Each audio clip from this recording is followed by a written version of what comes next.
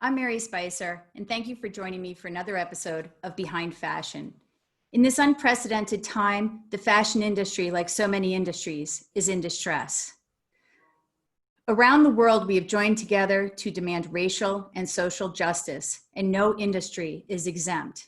The hard work must continue in the fashion industry. Right now, it is important to mention that we must vote. Many are saying we have to go in person, and I get it. But if you know that you can vote via mail and your polling station has turned people away at the 11th hour, go for it. Just vote by mail. Take your time, go through it 3 times, fill everything out. And as John Oliver mentioned, I don't know if you watch him, but some of these ballots are being turned away because of the signature not matching. So if you use a rock and roll signature at the supermarket, please don't use it on this. Take your time and make sure that everything is filled out. Now, with a virus that discourages the interaction of people and the touching of clothing, what does the future hold for the fashion industry? And how are our roles changing? I look forward to collaborating and sharing our ideas and journeys as we move forward in this new world. Today, it is my great pleasure to introduce all of you to Rodney Cutler. Rodney Cutler was born and raised in Melbourne, Australia. He began his career at the age of 16 when he started a 4-year apprenticeship at Rithnick, one of Australia's leading hair salons. He excelled in this position and his competitive side began to show, and he quickly moved into winning competitions. Later, Rodney began to guest lecture and do demonstrations as well as educational seminars. After much success in Australia, Rodney was ready to move out on his own. He traveled not just down the street, but he went across the pond. Is it still across the pond if it's from Australia? To New York City, where he began working at Bumble and Bumble Salon. Here, true to his competitiveness, he rapidly rose to become one of their top stylists. Soon, Rodney, while growing the Bumble and Bumble soon-to-be renowned education department, was a major creative force behind much of the salon's media attention. Rodney Cutler co-developed a program that integrated innovative hair cutting concepts, training other staff members and coordinating the teachers for the assistant hair cutting program, opening the doors of Bumble to many future professional stylists. Never one to look back, Rodney continued forward with his own salon and opened the Cutler Redken Salon in December 2001. Cutler Salon became known for its creativity while still following Rodney's mantra of sexy, healthy hair. In February 2005, the salon in Soho opened with a modern, clean space where Rodney created a unique feature, the Redken Lab. Here, the colorist and client have in-depth discussions about skin tone, color choices, fashion, and much more. Rodney has been featured in top national and regional publications such as Allure, Lucky, Elle, Harper's Bazaar, New York Magazine, Self, Glamour, Women's Wear Daily, and Vogue, just to name a few. He has also been featured in television programs such as CNN's Headline News, Good Day New York, Inside Edition, In Style, In Touch, Make Me a Supermodel, MTV's Made, The Party Planner with David Tutera, and The Today Show, among many more. Rodney travels the country giving lectures on the fusion of fashion and beauty through hair and styling for runway shows.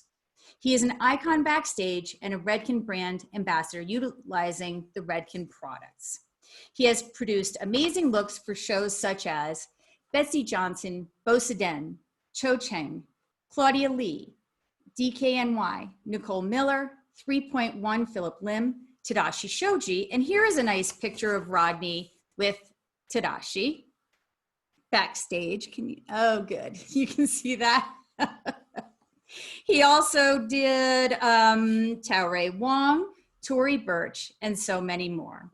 He has clients such as Emma Watson with her famous haircut. And I'm going to have Rodney talk to us about this haircut when I bring him on and talk a little bit about that situation. And Gavin DeGraw and Fergie, who is Sarah Ferguson, also known as Fergie. and he's done her hair as well. Rodney Cutler founded the Cutler Education in early 2003. The backbone of Cutler Salon is the continued education component. Today, he has grown Cutler Salons to 4 locations, and somehow in the midst of all of this, Rodney has developed his own line of products, trains for and participates in triathlons, Ironman events when they're happening, and is raising his twin boys with his wife, Linda. Welcome, Rodney Cutler, and thank you so much for joining me for this episode of Behind Fashion. Oh, Mary, thank you so much for the intro. And to your first question, yes, it's the pond. You're welcome. I got to turn up my sound here. Oh, the whole thing was shaking. Listen, that picture of Emma Watson. Yep. Wow, this is an iconic hairstyle. Yeah, now, that was an exciting time. It was did great. She come to you with this look, or did you suggest it, or? Well, it was the end of Harry Potter, the final, I think it was Deathly Hallows 2 had just finished. I had never met Emma, but she'd been in our salon, and I was fortunate to have the opportunity to cut her hair, and it was just perfect timing. She had the opportunity to reinvent herself, and we know with hair that it's one of the biggest changes. Look at you with your beautiful bangs, but it's one of the biggest changes you can do to yourself in the shortest period of time is a hair change. And it was an amazing experience. And I mean, she can wear anything. I think the interesting thing about the haircuts, it's a pixie. We've seen it before, 60s. So it's not that the haircut was so like, oh my God, I've never seen it. It's just when you put it on somebody new, it transforms them and the way we perceive them, the way they perceive themselves. So I think it's a great lead into how important hair can be to somebody and how it makes people feel. So it was a great experience. Yeah, and I have one more picture, bear with me. But you also have your own products. And this photo I found, and I'm pretty sure, is that a Cutler bag? That's a Cutler bag, yeah. I'm not very good at marketing myself when I'm blocking the logo, right? But yeah, I think that was at the Grammy Suites. We've always been adventurous in what we do. I like to say we're a craft-driven brand. We focus on education, but we also want to get out there and do fun, exciting things. So this was at a Grammy Suite. Yeah. That's our old creative director in the background, Dean Holcomb, who's a great hairdresser. And so it's cool. It's a part of the journey. And for our staff to experience, whether it's, in the salon is one thing, but also experiencing things like that or backstage. That's what's great about our industry. You can do it anywhere, any price point, with many different experiences. It's great. Yeah, and for those listening on podcast, the first picture of Emma, she's in her pixie haircut. Is that what you call it, the pixie? Yeah, although it had grown out, it looks a little longer there. So that wasn't, that was probably a few months after when we did the original. But that is an iconic hairstyle. And then in this photo is Ladisi, and anybody who has not enjoyed her jazz, I suggest you look her up. And I put one of her latest videos under, I have a playlist under everybody who comes on. So Rodney, you have a playlist. So under that is Ladisi's big song that she has. And I think she's just fabulous to listen to. I invited you on because I think you're incredibly gifted as a hair artist. And I'm not even going to say designer or stylist because design and style comes into your art. And I just want to show this photo for anybody who can't see it. I mean, this is amazing. I love this. Now, this isn't her own hair. No, this is not. This was wefts of hair. And I went to a hardware store and I bought something that we would use in the garden. I can't remember what it was. So we had some structure to wrap the hair around. And the top was like those donut sponges that you will use for updos. And this was for a hair show in Australia. And when we're doing that, it's more aspirational. It's really about entertainment, education, and inspiring imagery. Obviously, you're not going to see that in the salon, but that's when we show the industry and showcase our work. It's about elevating the creativity, and that was a cool show in Australia. And then we did a photo shoot, and it was on a trade floor. And you're on sets all the time. We'll do sets where it's very organized and very professional. A lot of your money spent, and you're not guaranteed to get pictures. This was amongst 1,000 people shopping for hair dryers and whatever. And we did this shoot in the corner. It worked out amazingly, luckily. So you never know, right? I never would have known that. Those are beautiful photos. I wish I had printed out the rest of them because I never would have realized that's just in some corner with a photographer. I mean, it really was an amazing shoot. But I usually send a mug, a behind fashion mug to people coming on. But I didn't want it to get in the way of mail-in ballots. Everyone vote, vote, vote. And so I will hand deliver you a mug. In December, I'm going to see you, but I do hope to see you in February for fashion shows. Yes, once we get the shows back in action, hopefully, right? Fingers crossed. Keep going. We'll talk about it more, but we did one. So cheers to you and all of your successes. Ooh. What's in there? Water. Okay. My other one is coffee, and then I have another vitamin water. Just checking, making sure it's not vodka, but it's a little early out there, right? So. Yeah, I'm more of a tequila person. Okay. It's a little cleaner. But before we start talking all things fashion, industry, and fabulousness, there is a pandemic going on. So how are you and your family doing? No, I mean, it's been obviously tough, but my kids are great. They're seniors, so they're trying to, navigate through schooling at home and then some part-time in school. They're soccer players, so they're trying to find a journey for that path in university. So they're focused, and for myself and my wife's fine. And it was time, we spent a lot of time together, I with the staff, when this first happened, I was like, all right, this is probably not going to last that long. And then you're like, oh my God.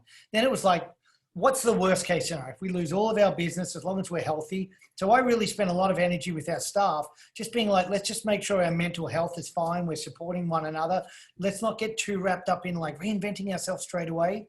Then our next goal was to reopen, which we were fortunate we were able to do that with support from the PPP loans and so forth. And now it's like doing it in a healthy way and now sustaining, and staying open. And it's been a roller coaster. When our staff come in, you can see they're emotional their first day. We had somebody come back this week and they were like, I'm like, take a deep breath. It's okay to feel uncomfortable, get emotional. It'll get easier as the weeks go on.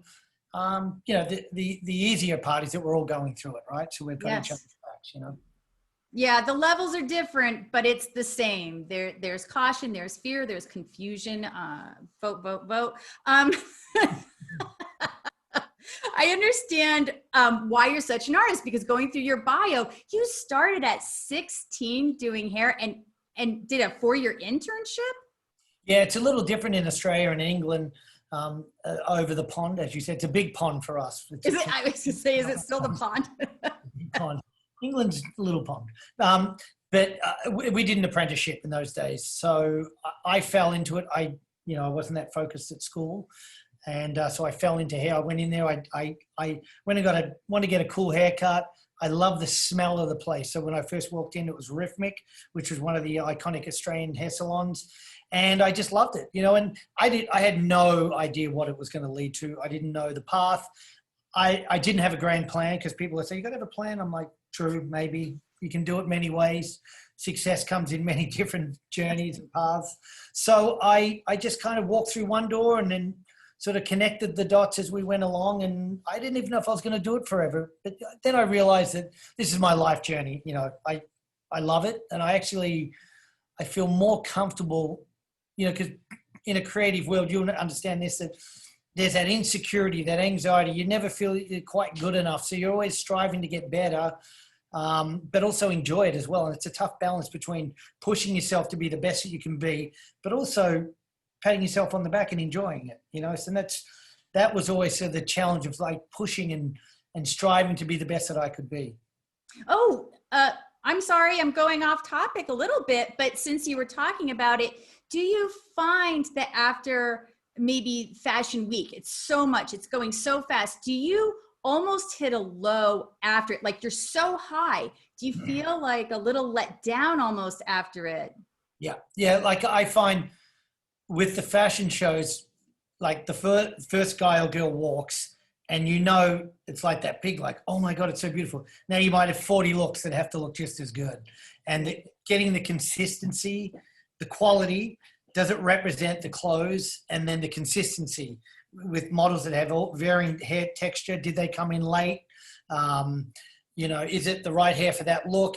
There's so many things that go into it. And I find once the designer walks out to take their congratulations, that's when I'm like, oh my God, I have that adrenaline, and then I crash afterwards. When I'm leaving, I'm like, oof.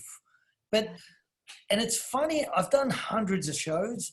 It's still there, that anxiety. We did a show, what was it, a few weeks ago? Was it? When was it? Yeah, September. Yeah, and I'm just as nervous. Like, I think when that goes away, it's probably time to quit. But I still have that anxiety, and I think that's what drives it. And it's not even about, oh, they're a big designer or somebody I like. It's just, it's a responsibility to what they've built. They've put on this beautiful show, and their hair has to celebrate and make the clothes shine. That's our job. Well, and it's a huge part of it. And the thing is that I think what people don't realize is that no matter how many shows you do, there's always something new. I always think I've got it all dialed. And then there's something new. The electricity goes out almost every time. We get that. And people are running. But, there's factors. The model's late. The model cut her hair. That's bizarre. Or I don't know if you've had this, but where all of a sudden a designer puts a hat on and never told you they were going to. Right. Or, in all of these lovely surprises that you have to go through. And it's almost part of the great challenge. But afterwards, it is a little bit of a like, oh, I really got to start exercising this. Yeah, and I think leading shows, there's a few components. Can you come up with a good idea? Can you execute the idea? Can your team execute it? Can you deliver the concept? And then there's managing the process, managing the designer, having the confidence to push back. We had a show, I remember last year with Tao. Remember I did a hairdo and I loved it. And Tao was like, no, I want something simpler. I want the hair down. And we did this French twist. And I gave you the responsibility, if I remember correctly, that I left. And you said, oh, I love it. You should convince her. I said, no, I need you to convince it. And I'm going to leave. And this is your task. And you did it. Because sometimes you need to step away. Everyone needs to step away. And sometimes I'm wrong. I might be like pushing it and I'm wrong. It may not be the best idea, but I was really like, I think this is going to be beautiful. And I really believe it was. But sometimes you need somebody else just to take a different perspective and sort of go in there. So, but at the same time, on behalf of Tao, I think it was that second look at it in the pictures. This is what's being photographed. Yep. So when you see the photo, this one reads much better than that one. And so you're going to get a little more traction with it. So I think that was really more than changing her mind. It was just pointing out that it really was a beautiful hairstyle for the runway and for those photos.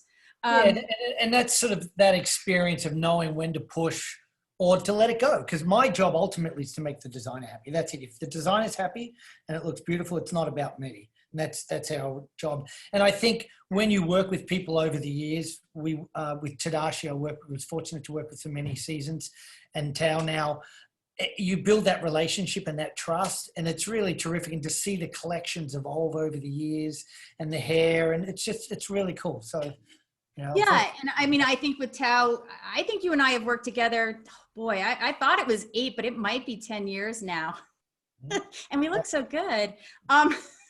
So I'm going to go back to like the timeline when you decided to come to New York from Australia. I mean, that is a huge change. What made you decide to do that? I played Australian football, sort of at a high level, not the top level, but the one below, and semi-professionally. So I was in my town. I loved it, but I remember one day thinking, oh my God, if I'm here in 30 years talking about football, God help me. So it was one of those moments where I actually went home and spoke to my mum. I'm like, I think I've got to go overseas. So it was really just an awakening that I need to go out and see the world. And my plan was to go for 1 year. And we did that. That was a big thing in Australia, where we do a sabbatical and we'd travel. And, that time, the thought was you probably go overseas once in your life. It's so far away. It's expensive. And you'll have those memories forever. Times have changed, and obviously the world is much smaller anyway. So I was like, I'm gonna backpack around the world, and I went to play football in Canada, and then I came to New York, and I was like, oh, this is amazing. It's time to get serious. I went to Bumble and Bumble. I'm fortunate to get a job sweeping floors, and got my work papers, and then. It's been amazing. It's been an amazing journey. And I didn't know. I was always pretty adventurous. I'd take a chance, but I didn't know what it meant. And I was like, and I thought, if I get fired, I was, if you went, my plan was I had $2,000 left.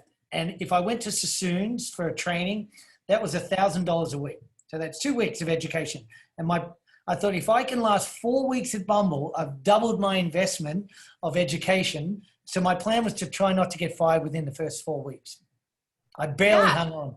Oh my God. Well, you were young, but that does show that you really have to work your way up. Nobody's just jumping into, and that was after all those years at Rhythmic. Yeah. And I say this to our junior staff now, like, let's say you are the best hair cutter in the world, best whatever. It's incremental. That it takes time. Like, it's not like there's somebody who runs around and says, best hairdresser down the road. It takes time. You get a following. You build your clients. There's the Tipping Point, that great marketing book, Malcolm Gladwell, just about in clusters. So somebody researches it, they tell 9 friends, they come, you start to build these networks of clients. So I think it's a fortunate thing is that it takes time, because a lot of the kids today come in and they can do hair really well, like fantastic.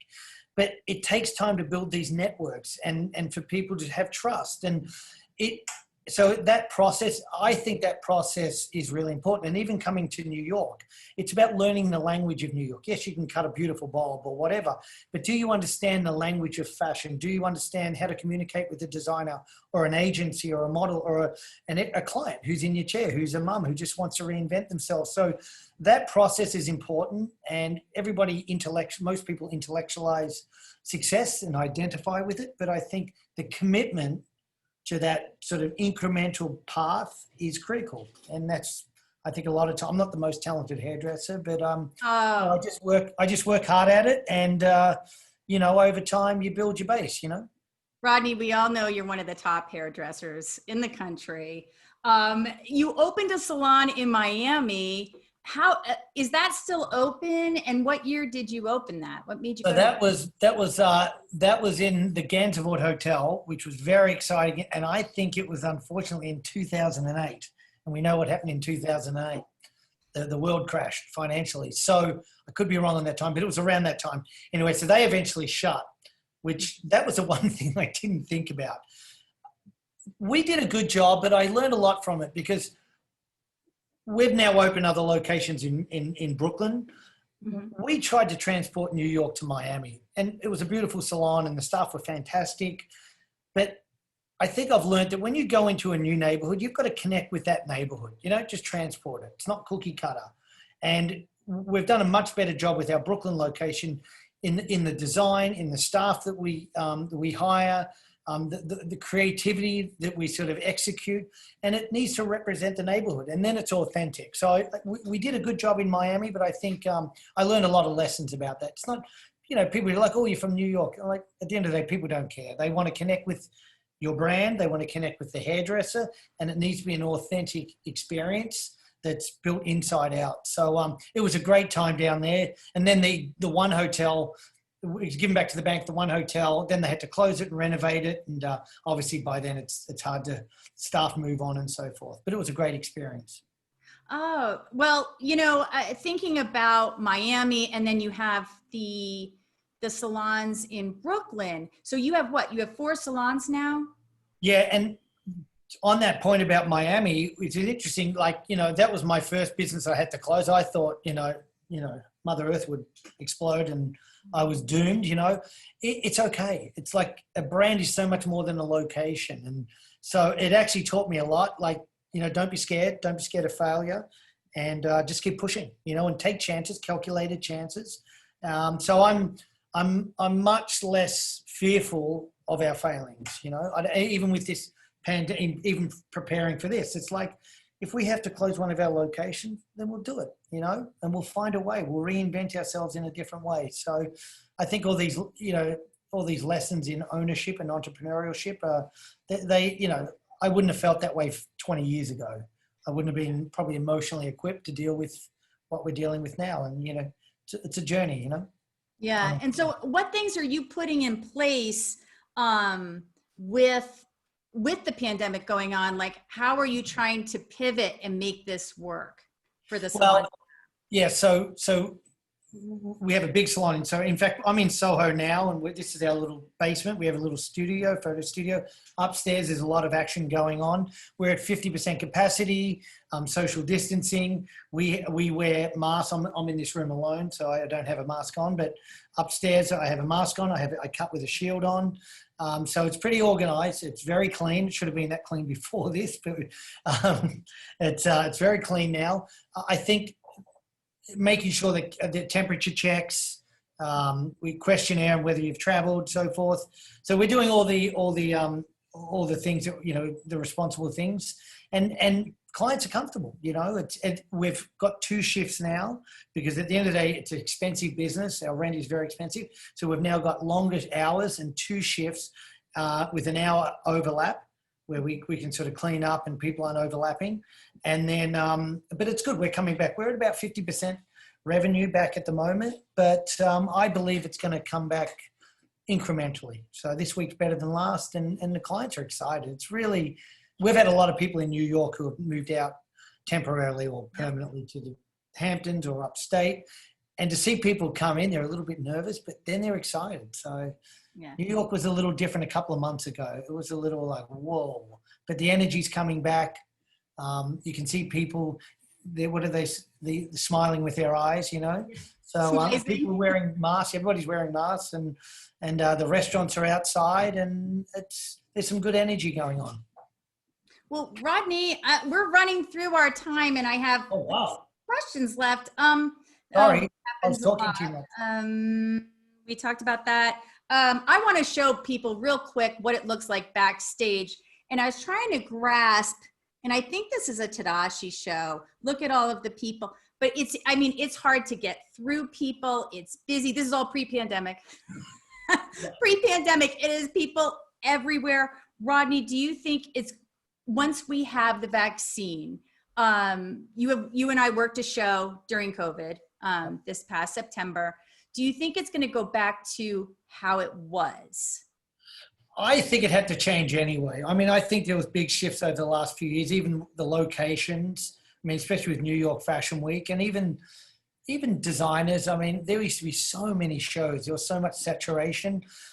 And I believe what I love, when you see a show that has real purpose creatively. So I think there's an opportunity to reset, take it to the next level, and have, so I think it will go back, because people love it. People love clothes. We're always going to be inspired by clothing and purchase it. So there'll always be a place for it, but I'm hoping that it reinvents itself and it has, a stronger purpose, so that the storytelling, and it's rather not just having, like there was one stage, it was 300 shows or something crazy, and we're bouncing around.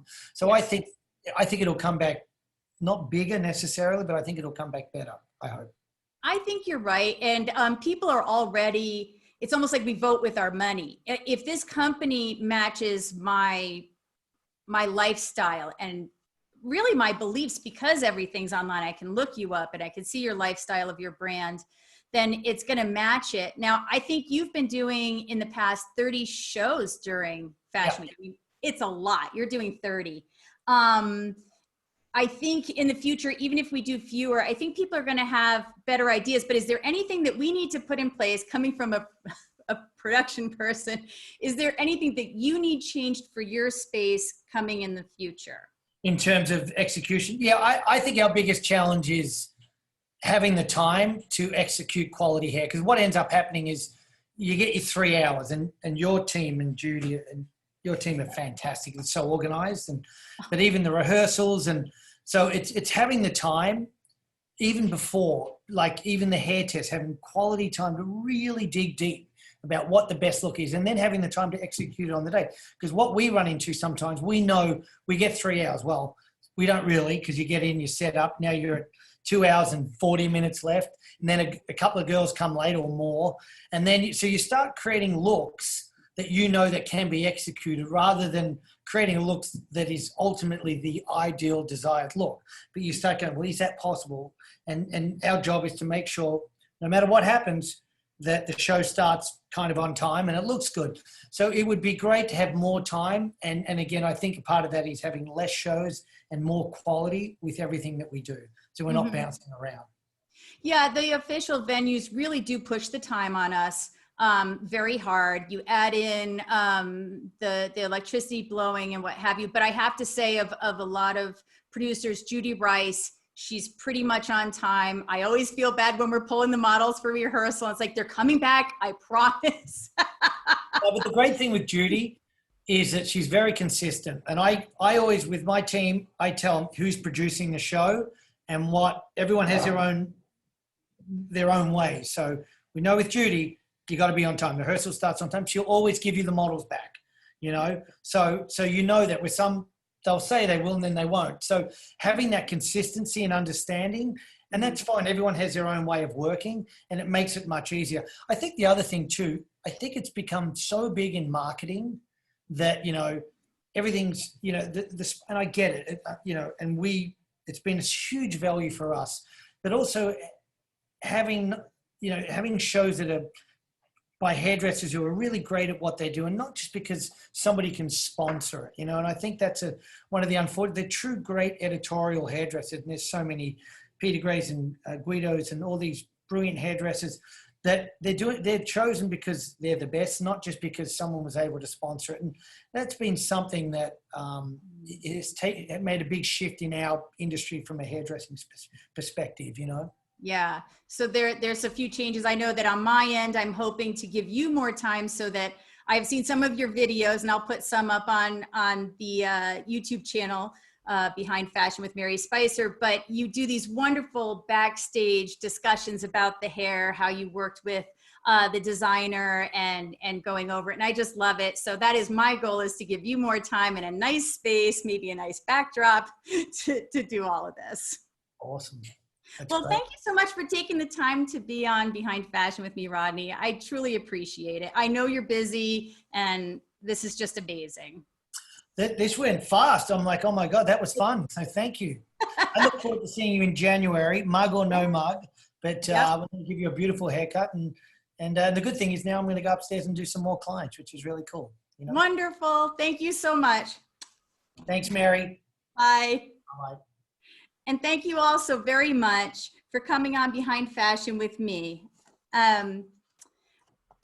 With me and my guest, Rodney Cutler. You can follow Rodney and Cutler Salons on Facebook at Cutler Salons, CUTLERSALONS. Twitter at Cutler Salon, Instagram at Cutler Salon, and their website, should you want to get your hair done, www.cutlersalon.com. Next week, I'm going to bring a surprise guest on for Behind Fashion. Don't miss it. See you Wednesday, October 14th at 10 a.m. Mountain Time, noon on the East Coast, 9 a.m. on the West Coast, and 5 p.m. British Summer Time. All the best to you and yours.